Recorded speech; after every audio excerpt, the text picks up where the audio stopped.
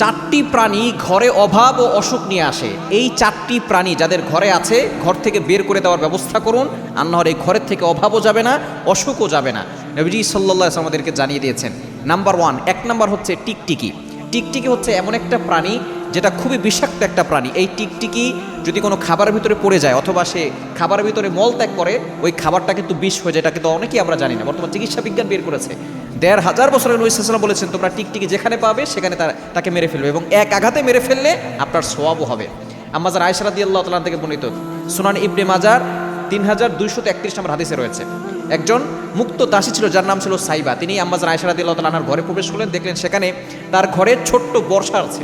তখন তিনি জিজ্ঞেস করলেন, হে উম্মুল মুমিনিন, আপনার ঘরের ভিতরে এই বর্ষা কেন? তখন তিনি বলেন, নাকতুলু বিহি হাযিহিল আউজাক, আমরা এটা দিয়ে টিকটিকি মারি। কেন মারা হয়? তখন তিনি বলছেন, নবী সাল্লাল্লাহু আলাইহি ওয়াসাল্লাম জানিয়ে দিয়েছেন, যখন ইব্রাহিম আলাইহিস সালামকে আগুনে নিক্ষেপ করা হয়েছিল তখন সকল প্রাণী চিন্তিত হয়ে পড়েছিল কিভাবে আগুন নিভানো যায়, কিন্তু একমাত্র টিকটিকি আগুনে ফু দিয়েছিল যাতে করে আগুন আরও প্রজ্বলিত হয় এবং ইব্রাহিম আলাইহিস সালাম পুড়ে যাক। এই জন্য নবী সাল্লাল্লাহু আলাইহি ওয়াসাল্লাম বলেছেন যে এই টিকটিকি হচ্ছে বিষাক্ত একটা প্রাণী, এবং ইব্রাহিম আলাইহিস সালামকে যাতে করে পুড়ে যায় এই জন্য তিনি আগুনে ফু দিয়েছিল এই টিকটিকি। এই জন্য টিকটিকি মারা হচ্ছে সওয়াবের কাজ, এবং টিকটিকি একটা বিষাক্ত প্রাণী। যেই ঘরে টিকটিকি থাকে ওই ঘরে কোনো বরকত থাকে না। দ্বিতীয় নাম্বার হচ্ছে কুকুর।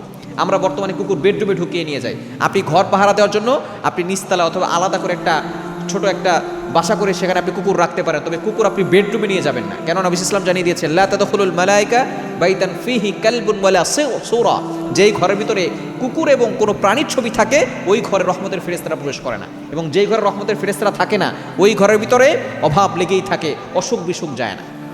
এজন্য দ্বিতীয় নম্বর হচ্ছে কুকুর। তিন নম্বর হচ্ছে মাছি। আমাদের সমাজে কিন্তু মাছি আছে, এবং মাছির এক ডানা কি আছে? রোগ আছে, অন্য ডানায় দেখা যাচ্ছে তার প্রতিষেধকও আছে। কিন্তু এই মাছির ভিতরে অনেক জীবাণু আছে। এটা কিন্তু বিভিন্ন খারাপ খাবারের কাছে যায়, ময়লা খাবার যেখানে আছে, পায়খানা যেখানে আছে, এই আবর্জনা যেখানে আছে সেখানে যায়, যার কারণে তার ভিতরে অনেক ভাইরাস আছে। এর দ্বারা অসুখ বিসুখ লেগেই থাকে। শুধু তাই নয়, এই মাছির দ্বারা কিন্তু দেখা যাচ্ছে ঘরের ভিতরে অসুখ বিসুখ লাগে এবং ঘরের ভিতরে দারিদ্রতা চলে আসে। এবং ৪ নম্বর হচ্ছে ইঁদুর। এই ইঁদুর যদি ঘরে থাকে তাহলে আপনি বিড়াল পালবেন। ঘরের ভিতরে বিড়াল পাললে দেখবেন ইঁদুর থাকবে না। বিড়াল হচ্ছে ভালো প্রাণী এবং সেটা বরকতি প্রাণী।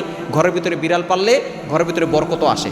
কিন্তু এই ইঁদুর যেটা মানুষের সম্পদ নষ্ট করে, ফসল নষ্ট করে দেয়। সুতরাং ইঁদুর যদি কোনো ঘরে থাকে ইঁদুর বের করার ব্যবস্থা করবেন। এই 4টি প্রাণী যেই ঘরে থাকবে ওই ঘরে অভাব লেগেই থাকে, অসুখ বিসুখ লেগেই থাকে, দারিদ্রতা চলে আসে। এজন্য এই 4টি প্রাণী বের করার ব্যবস্থা করবে।